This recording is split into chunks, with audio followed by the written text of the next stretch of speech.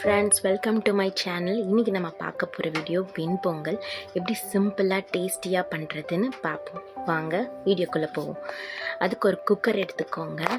குக்கரில் வந்துட்டு நான் 1.5 ஸ்பூன் அளவுக்கு நெய் விட்டுருக்கேன். அப்புறம் 1 ஸ்பூன் அளவுக்கு எண்ணெய் விட்டுக்கோங்க. ஏன்னா அந்த ரெண்டுத்தையும் போட்டால் தான் உங்களுக்கு இன்னும் நல்லா டேஸ்டியாக இருக்கும். வெறும் நெய் போட்டிங்கன்னா உங்களுக்கு வந்து மந்தமாக இருக்கும். சரிங்களா? ஸோ இப்போ நான் ஃபஸ்ட்டு முந்திரி வறுத்துக்கிறேன். நல்லா கைப்பிடி அளவுக்கு முந்திரியை வறுத்துக்கோங்க. ஸோ அது நல்லா ப்ரௌன் கலரில் வந்ததும், ரொம்ப இல்லாமல் பொன்னிறமாக ஒரு கோல்டன் ப்ரௌன் வந்ததும் தனியாக எடுத்து வச்சுக்கோங்க. சரிங்களா? எடுத்து நான் ஒன்று எடுத்து வச்சுக்கிறேன். ஸோ இப்போ அதே நெய்யும் எண்ணெயும் ஊற்றின அதே பாத்திரத்துலேயே 1 ஸ்பூன் அளவுக்கு மிளகு போட்டுக்கோங்க.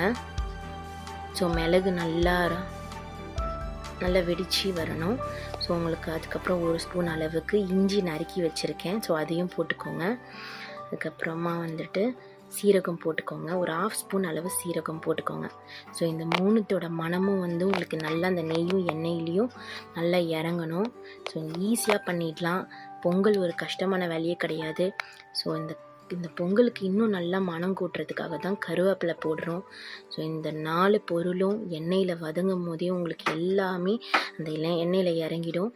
இப்போ வந்துட்டு தண்ணி ஊற்றிக்கலாம் ஃப்ரெண்ட்ஸ். நான் வந்து 1 கப் அளவு அரிசியும் பச்சை அரிசியையும் சிறுபருப்பையும் 1 கப் அளவு எடுத்துக்கேன். ஸோ 1 கப் அளவுனா 4 கப் அளவு தண்ணி ஊற்றிக்கோங்க.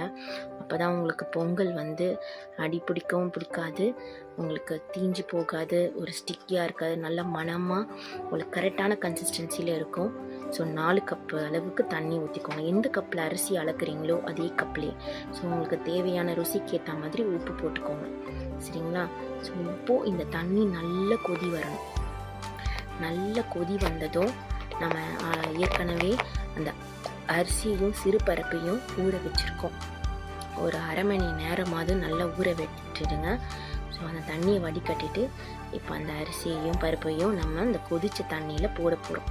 போட்டுட்டு நல்லா கிளறி விட்டுக்கோங்க.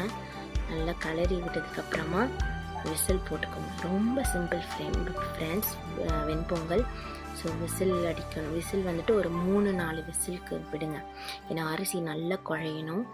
ஒரு 4 விசிலுக்கு பார்த்திங்கன்னா உங்களுக்கு வெண்பொங்கல் அவ்வளோ சுவையாக இருக்கும். நல்லா அந்த மாதிரி நல்லா மிக்ஸ் பண்ணிக்கோங்க. உங்களுக்கு வந்து பாருங்கள், அடி பிடிக்கவே இல்லை. 4 விசில் நல்லா உங்களுக்கு வந்து பார்த்திங்கன்னா அந்த அரிசியும் சிறுபருப்பும் மிக்ஸ் பண்ணி அவ்வளோ மணமாக இருக்கும். மேலேயே வந்துட்டு நீங்கள் ஏற்கனவே எடுத்து வச்ச அந்த முந்திரி கொத்தமல்லி தழையை நல்லா போட்டுக்கோங்க. இன்னும் நல்லா மிக்ஸ் பண்ணதுக்கப்புறம் இன்னும் ஒரு 2 ஸ்பூன் அளவுக்கு நெய் விட்டிங்கன்னா, நெய் விட்டுட்டு அப்படியே தம் போட்டு வைக்க போகிறோம். நீங்கள் கலரை கூட வேண்டாம், அப்படியே மேலேயே நெய்யை மட்டும் போட்டுட்டு அப்படியே அந்த குக்கரை போட்டு மூடி விட்டுடுங்க.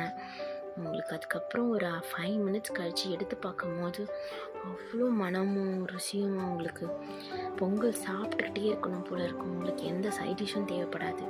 சரிங்களா? ட்ரை பண்ணி பாருங்கள். பொங்கல் ரொம்ப ருசியாக இருக்கும். காலையில் பிரேக்ஃபாஸ்ட்டுக்கு அவ்வளோ சூப்பராக இருக்கும். ஸோ நான் சாம்பாரோட சட்னி வச்சுருக்கேன். இந்த சாம்பாரோட ரெசிபி இன்னொரு நாளைக்கு போடுறேன். சாப்பிட்டு நீங்களும் இந்த சுவையில் வந்து தெளிச்சுப்போங்க. இதுதான் friends venpongal. Very tasty, simple. Thank you for வாட்சிங். வீடியோஸ் பிடிச்சிருந்ததுன்னா சப்ஸ்கிரைப் பண்ணுங்கள், லைக் பண்ணுங்கள், சப்போர்ட் பண்ணுங்கள். Thank you friends. பாய்.